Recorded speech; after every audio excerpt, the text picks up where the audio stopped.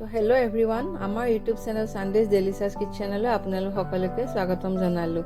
আজি আমি মাছৰ মূৰৰ মুড়ি ঘণ্ট বনাম। তো আহকচোন ভিডিঅ'টো আৰম্ভ কৰোঁ। তো মুড়ি ঘণ্টৰ কাৰণে এইখিনি ইনগ্ৰেডিয়েণ্ট লৈছোঁ: সৰু চাই পিঁয়াজ দুটা, আদা নহৰু অলপ, সৰু চাই আলু এটা বিলাহী, পিঁয়াজৰ পাত, জলকীয়া দুটা, কেঁচা জলকীয়া, শুকান জলকীয়া দুটা, অলপমান ইলাইচি আৰু দুটা ইলাইচি আৰু দালচেনি অলপমান, মুগৰ দাইল লৈছোঁ সৰু বাতিৰে এবাতি, আৰু মাছৰ মূৰ দুটা। আৰু মছলা যিখিনি দিম সেইখিনি মই দিওঁতে আপোনালোকক দেখুৱাম। তো এতিয়া কেৰাহী গৰম হৈছে। প্ৰথমে মই মুগৰ দাইলখিনি ভাজি ল'ম। অকণমান ৰঙচুৱা হোৱালৈকে আমি 2-3 মিনিট সময় দাইলখিনি এনেদৰে ভাজি ল'ম। তো হৈছে আৰু 2 বা 3 মিনিট খুব বেছি আমি ভাজিম। অকণমান ৰঙচুৱা হৈছে। এতিয়া আমি এনেকুৱাতে গেছৰ ফ্লেমটো অফ কৰি দিছোঁ আৰু অকণমান ঠাণ্ডা হ'লে দাইলখিনি ভালদৰে আমি ধুই ল'ম। ধুই পেলাই আমি 15 মিনিট সময় আমি দাইলটো তিয়াই ৰাখিম। তো দালিখিনি ভিজে মানে আমি এতিয়া মাছখিনিত হালধি নিমখ সানিছোঁ। ভালদৰে হালধি নিমখ সানি আমি কেৰাহীত তেল গৰম হৈছে। এতিয়া আমি এইখিনি মাছখিনি অকণমান কাঢ়াকৈ ৰঙচুৱা হোৱাকৈ ভাজি লৈছোঁ।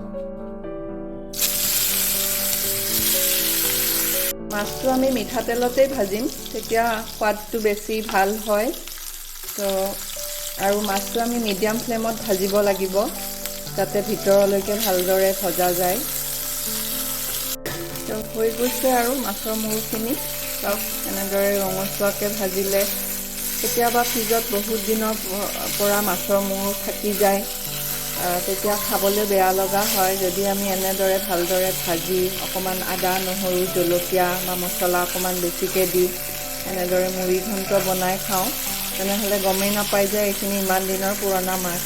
তো এতিয়া আমি এইখিনি হৈ গৈছে, এইখিনি আমি বাতি এটাত উঠাই লৈছোঁ। এতিয়া আমি ৰৈ যোৱা তেলতে যিটো আলু কাটি লৈছোঁ সৰুকৈ, সেইটো অকণমান ৰঙচুৱাকৈ ভাজি ল'ম।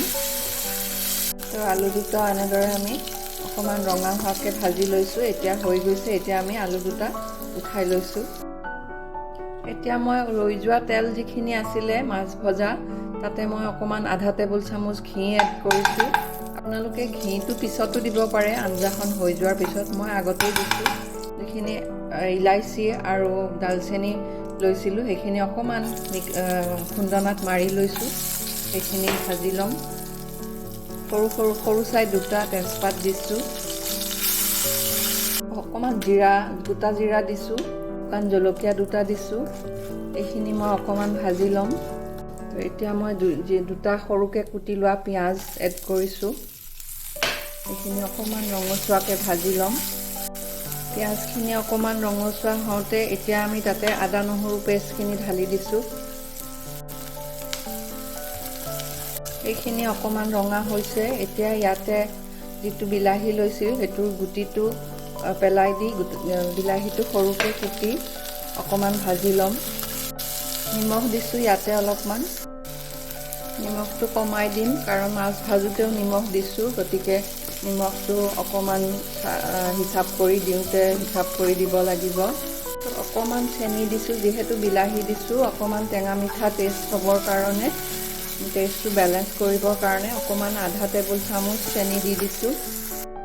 এতিয়া আমি ইয়াতে বিলাহীটো সিজিছে। এতিয়া আমি যিখিনি স্প্ৰিং অনিয়ন কাটি লৈছিলোঁ সেইখিনি ইয়াতে ছটিয়াই দিছোঁ। এতিয়া আমি ইয়াতে হালধি আৰু যিখিনি মছলা আছে সেইখিনি এড কৰিম। তো এতিয়া আমি ইয়াতে 1 টেবুল চামুচ হালধি গুড়ি দিছোঁ, 1 টেবুল চামুচ জিৰা গুড়ি দিছোঁ, 1 টেবুল চামুচ ধনিয়া গুড়ি দিছোঁ আৰু 1 টেবুল চামুচ জালুকৰ গুড়ি দিছোঁ। এইখিনি আমি এতিয়া ভালদৰে লৰাই যিখিনি দাইল আমি ধুই থৈছিলোঁ সেইখিনি ইয়াতে এড কৰিম। আৰু শেষত আমি অকণমান কাশ্মীৰী মিৰ্চ দিছোঁ। তো এতিয়া দালি যিখিনি ধুই থৈছিলোঁ এইখিনি ঢালি দিছোঁ। এতিয়া আমি আলুটো যিটো ভাজি লৈছিলোঁ সেইটো ইয়াতে ঢালি দিছোঁ। এতিয়া আমি গৰম পানী বনাই থৈছোঁ, ইয়াতে দিম। গৰম পানীটো দিওঁতে চাব লাগিব যাতে হিচাবৰ হয়।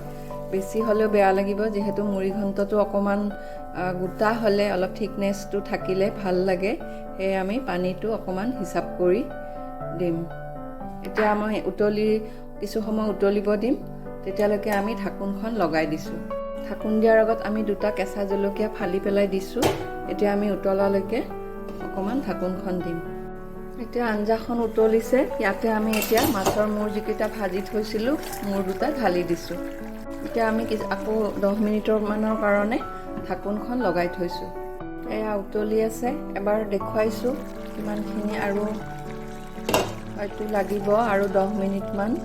দাইলটো ভালদৰে সিজা নাই, আলুটো সিজি গৈছে। এয়া আলুটো সিজি গৈছে আৰু 10 মিনিটমান ফ্লেমটো ল' ফ্লেমত দিছোঁ, যিহেতু পানীটো কমি গৈছে। আকৌ এবাৰ ঢাকোনখন লগাই থৈছোঁ। 10 মিনিট হৈ গৈছে। এতিয়া আমি চাইছোঁ এবাৰ হৈছে আৰু মাছৰ মূৰটো অকণমান ভাঙি দিছোঁ, ভাঙি দিবলৈ চেষ্টা কৰিছোঁ।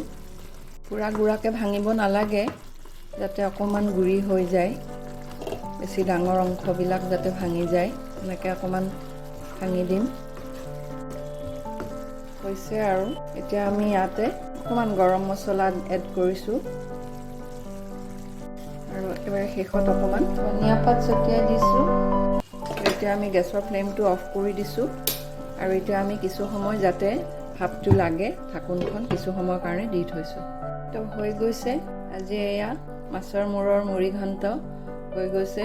যদি ভিডিঅ'টো ভাল লাগিলে লাইক কৰিব আৰু যদি আপুনি মোৰ চেনেলটোত নতুন তেনেহ'লে চেনেলটো ছাবস্ক্ৰাইব কৰিব আৰু ভিডিঅ'টো শেষলৈকে চোৱাৰ বাবে ধন্যবাদ।